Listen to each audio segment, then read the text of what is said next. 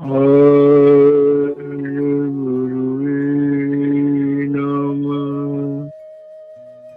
जुगाद गुरुवे नमः। सतगुरुवे नमः। श्री गुरुदेव नमः।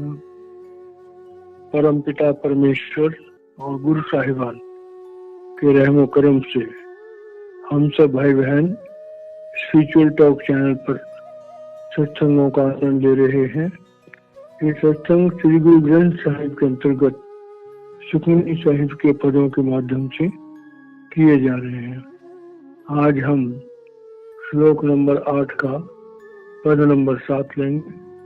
पहले इसका उच्चारण करेंगे और उसके बाद इसके आंतरिक भाव को समझने का प्रयास करेंगे। गौरे सुखमणि महला 5वां श्लोक 8वां। मन साचा मुख साचा सोई और न पेखे कस बिन कोई। नानक इह लक्षण ब्रह्म ज्ञानी होई।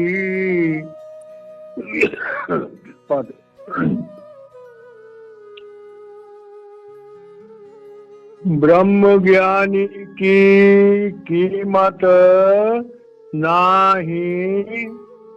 ब्रह्म ज्ञानी के सगल मन माही। ब्रह्म ज्ञानी का कौन जाने भेद। ब्रह्म ज्ञानी को सदा अरेस। ब्रह्म ज्ञानी का कथिया न जाई अदाक्षर। ब्रह्म ज्ञानी सर्व का ठाकुर। ब्रह्म ज्ञानी की मिट्टी कवन पखाने। ब्रह्म ज्ञानी की गति ब्रह्म ज्ञानी जाने। ब्रह्म ज्ञानी का अंत न पार। नानक ब्रह्म ज्ञानी को सदा नमस्कार। प्यारे भाइयों और बहनों, हम सब लोग बड़े भाग्यवान हैं। इन पवित्र ग्रंथों का उच्चारण करते हैं और इनके अंदर गुरु साहिबान ने जो संदेश हम सब मनुष्यों के लिए वाणी के रूप में लिख छोड़ा है, उसे समझने का प्रयास करते हैं। महापुरुषों की वाणी है अपने व्यक्तिगत अनुभव पर आधारित होती है। ऐसा नहीं है कि गुरु साहिबान को इच्छा हुई और उन्होंने किसी ग्रंथ की रचना कर दी। ये तो समय समय पर गुरु साहिबान को जिस तरह के आंतरिक अनुभव हुए, उन अनुभवों को शब्दों में सजा करके, संवार करके और वाणी का रूप दे दिया गया। जब हम ब्रह्म ज्ञानी की बात करते हैं तो हमारे सामने परमात्मा के दो अलग अलग रूप कह लो, स्थान कह लो, उनकी रचना कह लो, उसका जिक्र आता है। एक आ गया अकाल पुरुष का और एक आ गया काल पुरुष का। जब हम अकाल पुरुष की बात करते हैं तो अकाल पुरुष का जो दायरा है, वैसे तो सब कुछ ही अकाल पुरुष का, लेकिन व्यवस्था को मेंटेन करने के लिए सचखंड और ब्रह्म का देश अकाल पुरुष के डायरेक्ट कांटेक्ट में, डायरेक्ट सुपरविजन में। और ब्रह्म का देश, अन्न का देश और पिंड का देश, जो भगवान काल निरंजन, जो अकाल पुरुष का ही अपना अंश है, भगवान काल निरंजन के अंतर्गत ये 3 लोग। अब इन 3 लोगों में परमात्मा की उस चेतन सत्ता के साथ 5 भूत, पृथ्वी तत्व, जल तत्व, अग्नि तत्व, वायु तत्व, आकाश तत्व, इनको मिला करके और ब्रह्म की शक्ति जो मन है, काल निरंजन का जो अपना स्वयं का रूप है, वो है मन। इसका मतलब क्या हुआ? ब्रह्म के देश से लेकर के और पिंड के देश तक जितनी भी जीवात्माएं हैं, उनके अंदर अकाल पुरुष की शक्ति आत्मा भी है, काल पुरुष की शक्ति मन भी है, और प्रकृति के 5 भूतों के अंश भी है, और 3 गुणों के अंश भी है। अब जो 3 लोकों की रचना है, जो भगवान काल निरंजन का दायरा है, वो दायरा ब्रह्म तक सीमित है। भगवान काल निरंजन की दुनिया में ब्रह्म से परे का कोई भी प्रैक्टिकल जिक्र नहीं है। नाम आ सकता है ब्रह्म का, लेकिन उसे कैसे प्राप्त किया जा सकता है, उसकी क्या महत्ता है, उसका कोई जिक्र नहीं है। जैसे वाणी में आता है कि सुन वड्डा आंखें सब कोई, केवल वड्डा डीठा। तो मतलब ब्रह्म देश में, काल निरंजन के देश में, उस अकाल पुरुष की देश के बारे में कोई कुछ नहीं जानता, क्योंकि किसी भी जीव आत्मा को ब्रह्म से परे जाने की परमिशन है ही नहीं। अब जिस देश में कोई गया नहीं, जिस देश की रचना के बारे में बयान नहीं किया जा सकता, ऐसे देश के बारे में कोई क्या गुणगान करेगा, क्या मूल्यांकन करेगा?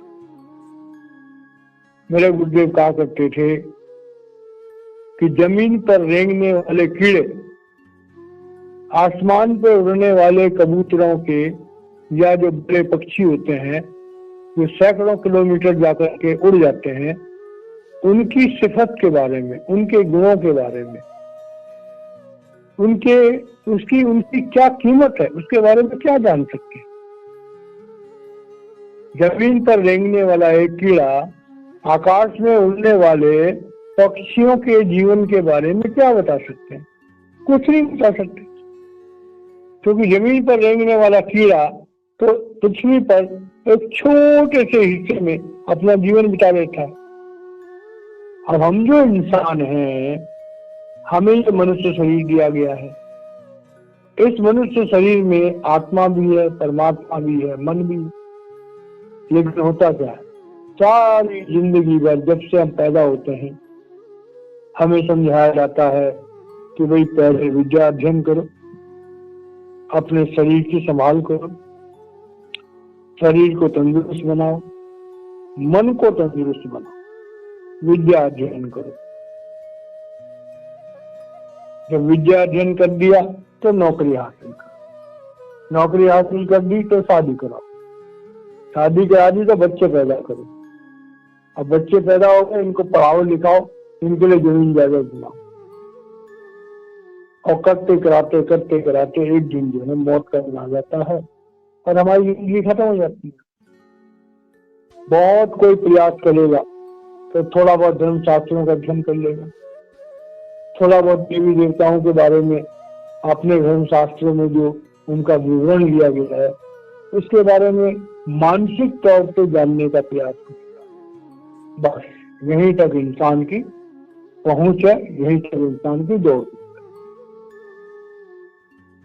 हम लोग जो है वो माया, मन, इंद्रिया, विकार, भोग इतने उलझ गए हैं कि हमारे पास पहले तो समय है ही नहीं, अगर है भी तो कोई बिरला इंसान है कि शांत मन से ध्यान लगा करके अपनी आत्मा को मन इंद्रियों से हटा के एकाग्र कर सकता है।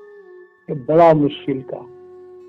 जिसको मर्जी पूछ लो, कितना ही पढ़ा लिखा हो, कितना ही अनपढ़ हो, कितना ही गरीब हो, कितना ही अमीर हो, मन को वश में करना, मन को शांत करना आज के समाज में तो सबसे मुश्किल है। हर इंसान जो है स्ट्रेस और स्ट्रेन का शिकार हो, हर इंसान हर समय बेचैन। तो अब यहाँ पर कह रहे हैं कि अर्जुन देव जी महाराज ने समझा रहे हैं कि भाई जब हम महापुरुषों के जीवन के बारे में जानने का प्रयास करते हैं, पहली बात तो ये है कि हम महापुरुषों के नजदीक जाते ही बड़े लिमिटेड लोग हैं, बड़े बिरले लोग हैं जो महापुरुषों के नजदीक जाते हैं। जो अपरा विद्या के चाहने वाले हैं, जो कर्म कांड के हितैषी हैं, वो तो संत गति के महापुरुषों के नजदीक जाते ही नहीं। ये थोड़े बहुत लोग महापुरुषों के नजदीक जाते हैं, वो उन्हें समझने का प्रयास ही नहीं करते। तो इस शब्द का आंतरिक मतलब ये है, श्री अर्जुन देव जी महाराज कह रहे हैं कि ए दुनिया के लोगों, अगर तुम्हें कहीं भी पता लग जाए कि कोई जिंदा महापुरुष पृथ्वी पर है, जिस मर्जी जाति का हो, जिस मर्जी धर्म का हो, जिस मर्जी देश का, उसके उन गुणों को जानने का प्रयास करो। वो कौन से गुण है? कि वो देखने में इंसान लगता है, लेकिन वो प्रभु का भेजा हुआ इस दुनिया में आता है। वो कर्मों के विधान से मुक्त होता है, वो मन इंद्रियों से मुक्त होता है। तो जब चाहे शरीर में काम करता है, जब चाहे शरीर छोड़ करके अंदर में विराजमान हो जाता है, जब चाहे पिंड दंड और ब्रह्म को लांग करके प्रभु के देश में चला जाता है, सचखंड के देश में चला जाता है, परमात्मा से वार्तालाप करके वापस आता है और हम लोगों के बीच में साधारण मनुष्य बन के जीता। अब देखिए कि संसार में किसी इंसान को एक छोटी मोटी कोई रिद्धि सिद्धि मिल जाए तो उसका कितना बवंडर बन जाता है। लोग उसकी पूजा पाठ शुरू कर देते हैं, वो भी अपने आप को बड़ा महान समझने लगता है। लेकिन जो महापुरुष शरीर में रहते हुए जब चाहे शरीर से निकल करके सत्संग चले जाते हैं, जब चाहे वापस आ जाते हैं, लेकिन वो किसी को कभी बताते नहीं। अब हम मनुष्य जो मन इंद्रियों के कैद हैं, इस हाड़ मांस के शरीर में कैद हैं, तो हमारी क्या सिफत कि हम उस प्रभु स्वरूप प्रभु के दरबार में हरि दरबारी साध है, हरि दरबारी साध है, इंसान और न हो। तरस मिला में राम से इन्हें मिले जो कोई, वो खुद भी प्रभु से जुड़े होते हैं और किसी को भी प्रभु से जोड़ सकते हैं जिसके दिल में सच्ची इच्छा हो। तो यहाँ पर गुरु अर्जुन देव महाराज कह रहे हैं कि ब्रह्म ज्ञानी की कीमत नाही, ब्रह्म ज्ञानी की कीमत नाही, ब्रह्म ज्ञानी के सगल मन माही। अब ये लिखिए, ब्रह्म ज्ञानी की कीमत नहीं का मतलब कि उसकी कीमत कोई डाल नहीं सकता, उसका मूल्यांकन कोई कर नहीं सकता। संसार में हम सुनते हैं कि कोहिनूर का हीरा, एक एग्जाम्पल के तौर पे बहुत बड़ा हीरा है, तो उसकी भी कीमत लोग सोचते हैं कि क्या लगाएं, नहीं लगा पाते। तो कह रहे संसार की भौतिक चीजों की जब इतनी महत्ता इंसान के दिल में है, तो वो मनुष्य शरीर जिसमें परमात्मा काम कर रहा है, उसका मूल्यांकन कौन कर सकता है? अब कह रहे हैं कि ब्रह्म ज्ञानी के सगल मन माई। अब ब्रह्म ज्ञानी जो है उसके दो रूप बताए। एक तो प्रभु का, महापुरुषों का वो रूप जो शरीर करके पृथ्वी पर रहता है, जिसे हम सन ऑफ मैन करते हैं। गुरु गद्दी धारण करने से पहले जो गुरु होता है वो भी एक साधारण इंसान की तरह जीता है, वो भी किसी माँ के पेट से जन्म लेता है, वो भी कोई गुरु धारण करता है। वो भी अपने जीवन को सजाता संवारता है, वही भजन सिमरन करता है और अपने गुरु के निजी स्वरूप के साथ मिल जाता है। वो अवस्था हुई सन ऑफ मैन। लेकिन जब किसी गुरु को गुरु गद्दी मिलती है और वो प्रभु सत्ता, चेतन सत्ता जो पिछले गुरु में काम कर रही थी, जब वो नए गुरु के अंदर प्रवेश करती है, तब उन्हें सदगुरु कहते हैं, तब वो सन ऑफ गॉड है।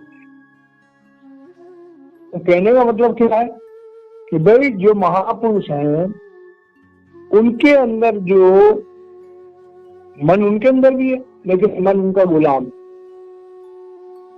मन की शक्ति वो कहते हैं कि मन तीन लोगों को का मालिक है, भूत भविष्य और वर्तमान को जानने वाला है मन। तो मन की जो भी शक्तियां हैं उनका इस्तेमाल भी महापुरुष करते हैं।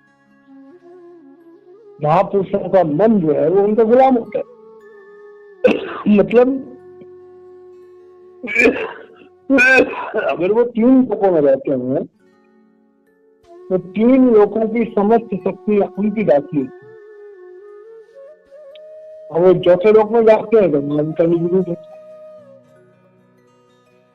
इसीलिए महापुरुषों के बाद जब हम जाते हैं, दुनिया के लोग, बड़े बड़े साइंटिस्ट, बड़े बड़े डॉक्टर, बड़े बड़े वकील, बड़े बड़े अरबपति, खरबपति, बड़ी बड़ी फैक्ट्रियों के मालिक, हर एरिया के बड़े बड़े एक्सपर्ट लोग महापुरुषों के पास जाते हैं, उनसे प्रार्थना करते हैं, उनसे रिक्वेस्ट करते हैं, उनसे कई चीजों की शंका का समाधान मांगते हैं।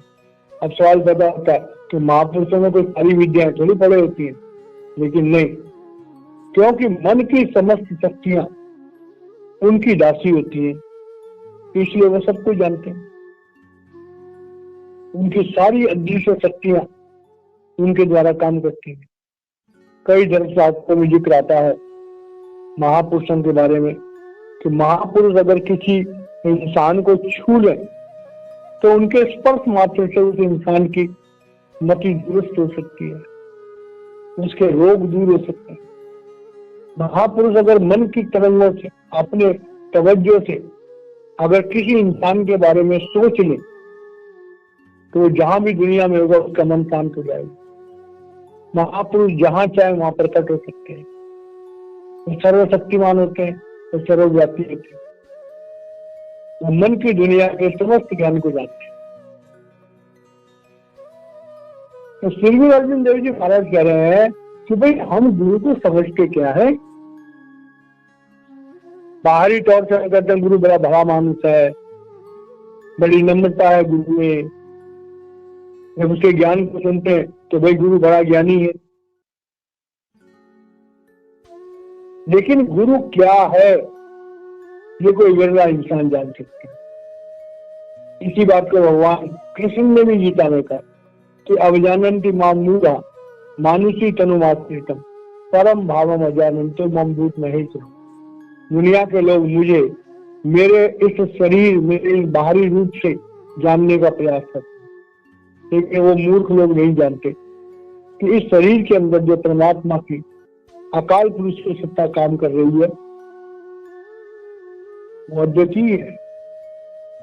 तो श्री अर्जुन देव जी महाराज कह रहे हैं जब हम महापुरुषों के नजदीक जाते हैं तो उनकी कृपा प्राप्त करने की कोशिश करें। तो यहाँ पर एक बात और बोलनी बहुत जरूरी है कि लोग तो इतने समझदार हैं कि महापुरुषों के पास जाते हैं तो महापुरुषों का इम्तिहान लेते हैं, तरह तरह से उन्हें चेक करते हैं, उनके जीवन का निरीक्षण करते हैं, देखते हैं कि ये जो बोल रहे हैं सच बोल रहे हैं कि नहीं बोल रहे हैं, क्या ये ढोंगी तो नहीं है, क्या इनके पास कोई ताकत है भी कि नहीं है। बहुत सारे शिष्य हैं कि बड़े लंबे समय तक महापुरुषों की जांच पड़ताल करने में लगे रहते हैं और उनसे कुछ प्राप्त नहीं कर पाते। ये जो एक दृश्य, ये जो एक कॉन्सेप्ट श्री गुरु अर्जुन देव जी महाराज हमारे सामने रख रहे हैं कि भाई इस परमात्मा की समस्त शक्ति उस मनुष्य शरीर में जिसमें वो काम कर रहा है उसमें उजागर हो जाती है। तो इसलिए कि महापुरुषों के ऊपर हमारा दृढ़ विश्वास होना चाहिए। अगर हमारा महापुरुषों के ऊपर दृढ़ विश्वास होगा तो महापुरुषों की जो सिफत है, महापुरुषों के अंदर जो परमात्मा की ताकत काम कर रही है, उसको समझ जाएंगे। ब्रह्म ज्ञानी का कवन जाने भेद, ब्रह्म ज्ञानी को सदा आदेश। अब इस बात को बड़ी गहराई से जानने वाले हैं कि किसी का भेद जानने के लिए हमें उसके पीछे जाना पड़ता है, उसमें उसकी सीआईडी करनी पड़ती है। अब कोई भी जीव आत्मा है, प्रकृति के नियमों के मुताबिक पहले तो हम अपने शरीर की कैद से मुक्त नहीं हो पाते। जैसे तैसे करके अगर कोई आदमी शरीर से निकलना जानता भी हो बिना गुरु के, पतंजलि योग के द्वारा और भी कुछ सिद्ध योग हैं जिनके द्वारा कई साधु संत अपने आत्मा को शरीर से निकाल लेते हैं और दिव्य मंडलों में चले जाते हैं। तो अगर कोई अपनी आत्मा को शरीर से निकाल करके अगर दिव्य मंडलों में भी चला जाएगा, ब्रह्म में भी चला जाएगा, अन्य में भी चला जाएगा, लेकिन वो ब्रह्म को पार तो कर ही नहीं सकता। वो ब्रह्म को पार कर ही नहीं सकता है, तब उस ब्रह्म ज्ञानी का भेद, उस अकाल पुरुष की सत्ता के बारे में क्या जान सकता है, उसका ओरिजिन कहाँ है, क्या जान सकता है। जिस देश में जाने की किसी को परमिशन ही नहीं है, उस देश की जानकारी कौन दे सकता है? उस देश की जानकारी तो वही देगा जो उस देश में आएगा। तो मतलब प्रब्रह्म और शिक्षण की जानकारी तो भाई अकाल पुरुष जब स्वयं मनुष्य का चेहरा धारण करके आता है तो वही बता पाएगा। और ब्रह्म ज्ञानी के सदा आदेश, अब सदा आदेश का मतलब क्या है कि वह सर्वशक्तिमान, वो स्वयं परमात्मा है, उसे किसी से हुक्म लेने की जरूरत नहीं।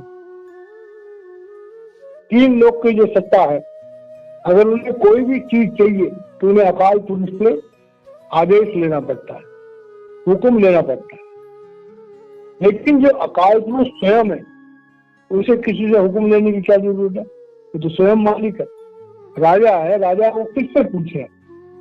राजा किसी भी भेष में कहीं गया हो तो उसके पास राजा की पूरी शक्तियां होती हैं, तो जहां चाहे वहीं पर अपना आदेश दे सकता, वहीं पर न्याय सुना सकता है।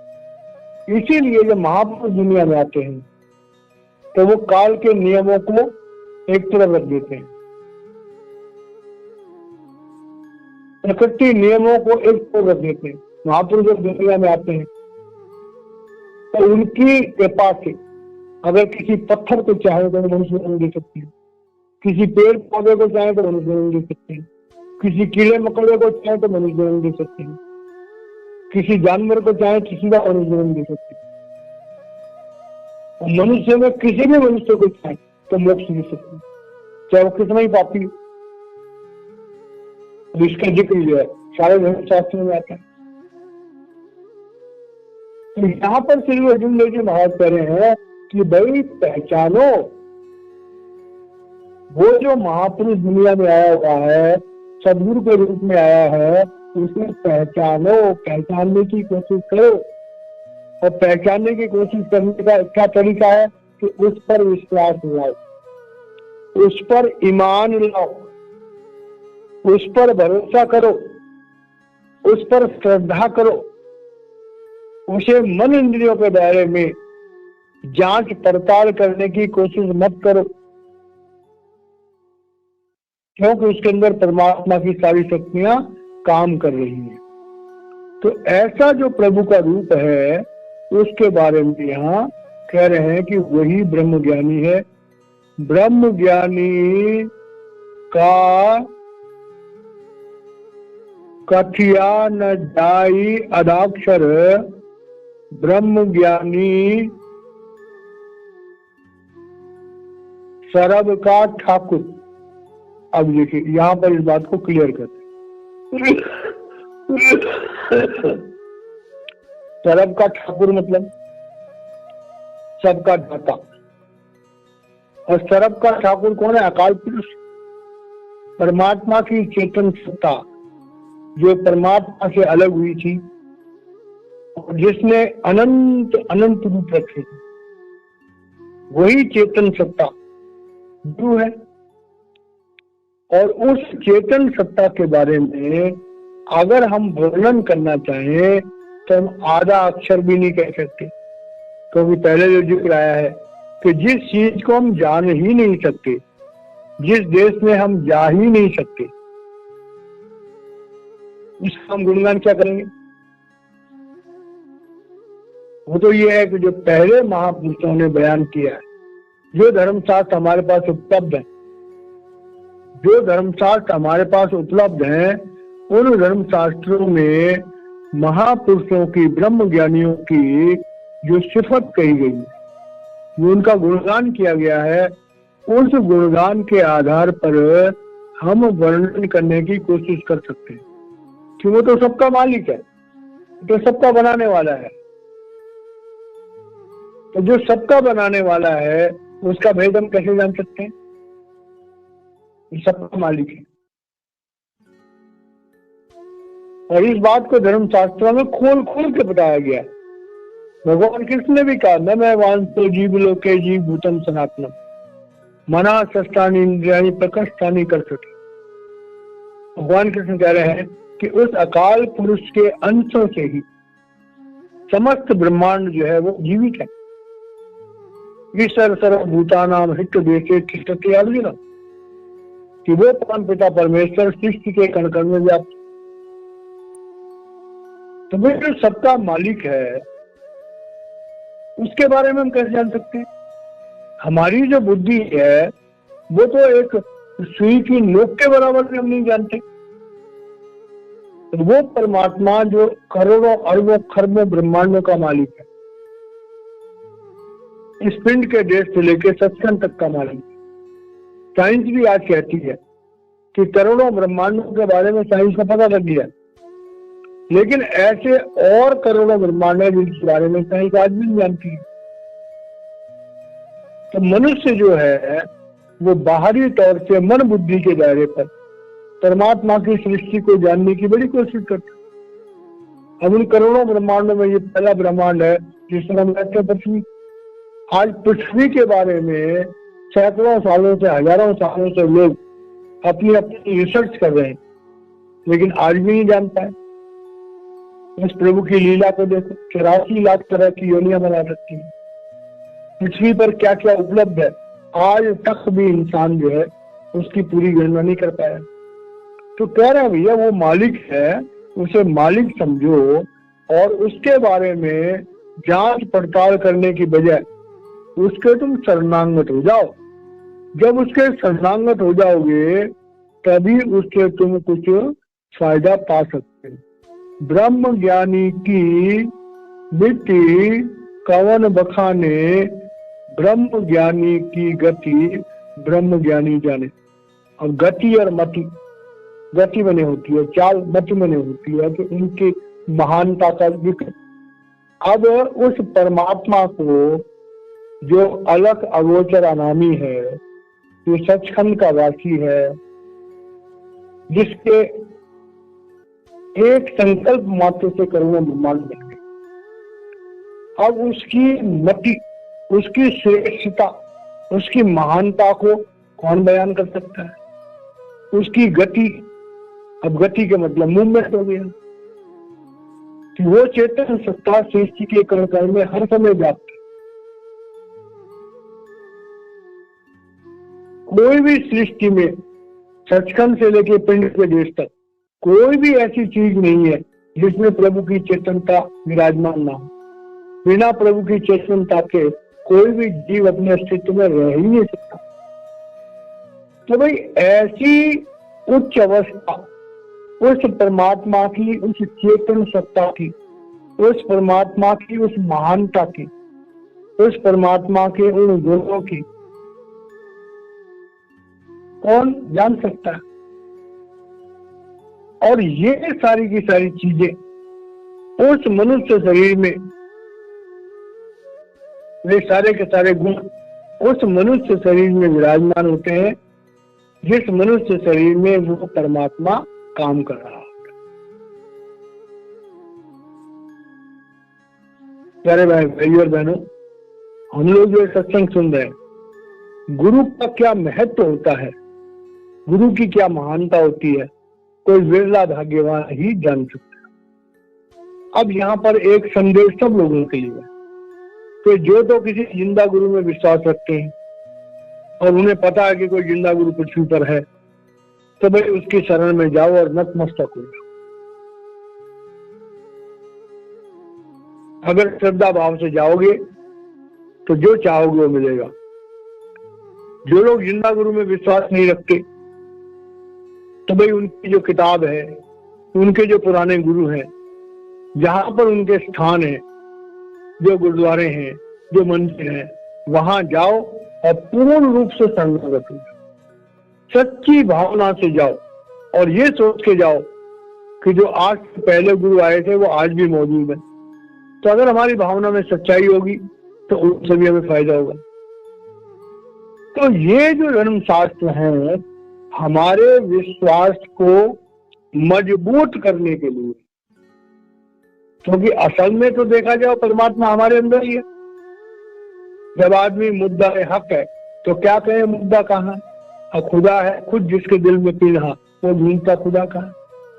तो भाई परमात्मा तो हमारे अंदर ही है, लेकिन हमारा विश्वास नहीं बनता। तो इस विश्वास को बनाने के लिए ये सारे प्रपंच किए जाते हैं, ये सारे धर्मशास्त्र पढ़ाए जाते हैं, इनका उच्चारण किया जाता है। तो कह रहे हैं ब्रह्म ज्ञानी की मति और गति कोई ब्रह्म ज्ञानी जानता। ऐसी वाणी में आता है कि वेद ग्रंथ गुरु हट है, जिस लग भवजल पार उतारा, सतगुरु वाजही ने बुझई, जिसके धरे ने प्रभु उतारा। जो पुराने महापुरुष हैं उनकी वाणियों का सही मतलब कोई आत्मज्ञानी पुरुष, आत्मज्ञानी महापुरुष ही, जिंदा महापुरुष ही हमें समझा सकता है। तो कह रहे हैं इस तरह से कि ब्रह्म ज्ञानी को एक महापुरुष को दूसरा महापुरुष ही सही तरह से समझ सकता है और उसके बारे में बखान कर सकता है। ब्रह्म ज्ञानी का अंत न पार, नानक ब्रह्म ज्ञानी को सदा नमस्कार। अब ब्रह्म ज्ञानी का अंत न पार, अब ब्रह्म ज्ञानी जो है वो शरीर में भी काम कर रहा है, जब चाहे शरीर छोड़ करके दिव्य लोकों में चला जाता है, जब चाहे सत्संग चला जाता है। तो भाई हम तो शरीर से ही बाहर नहीं निकल सकते। तो उसके अंत के बारे में, उसका वो कहाँ जाता है, क्या करता है, क्या उसकी सिफत है, कौन जान सकता है। ब्रह्मज्ञानी को सदा नमस्कार। तो श्री अर्जुन देव जी महाराज कह रहे हैं, गुरु नानक देव जी महाराज जी को बखाते होकर कह रहे हैं कि हे सदगुरु नानक, आपने जो हमें ज्योत जला के दी, हम उस ज्योत को नमस्कार करते हैं, आपको नमस्कार करते हैं। और इसका आंतरिक भाव क्या है कि भाई अध्यात्म के रास्ते पर चलते हुए मन इंद्रियों के दायरे में रह करके खोजबीन करने से हमें कुछ प्राप्त नहीं हो। अगर हमें प्राप्त होगा तो किसी महापुरुष की शरण में जाने की। सदा नमस्कार का मतलब होता है कि उनके सामने सदा शरणागत रहें, नमन करें, झुके, उनके चरणों की धूल बने। जब उन्हें विश्वास आ जाएगा कि मेरे ऊपर सच्चा विश्वास रखता है, तो हमारे अनाहत शब्द को खोल देंगे। रूहानियत में अपनी करनी से हमें इतनी ज्यादा जरूरत नहीं मिलती जितनी गुरु कृपा से मिलती है। रूहानियत का ये राज है कि गुरु कृपा से हमें सबसे ज्यादा फायदा होता है। अपनी करनी से हम कोशिश करते हैं, कभी जीत जाते हैं, कभी हार जाते हैं, लेकिन गुरु कृपा जब होती है तो हमें वो अध्यात्म की दौलत बहुत बड़ी तादाद में मिलती है और हम तभी सफल हो पाते हैं जब गुरु हमारे ऊपर मेहरबान है। तो इस तरह से एक समर्थ सदगुरु की महिमा, एक समर्थ सदगुरु की क्या उसकी सिफत है, क्या उसकी महानता है, उसका जिक्र किया गया है। ये हमारा 7वां पद समाप्त होता है। यहाँ पर हम वाणी को विराम देते हैं, बाकी कल होगा। जय महाराज।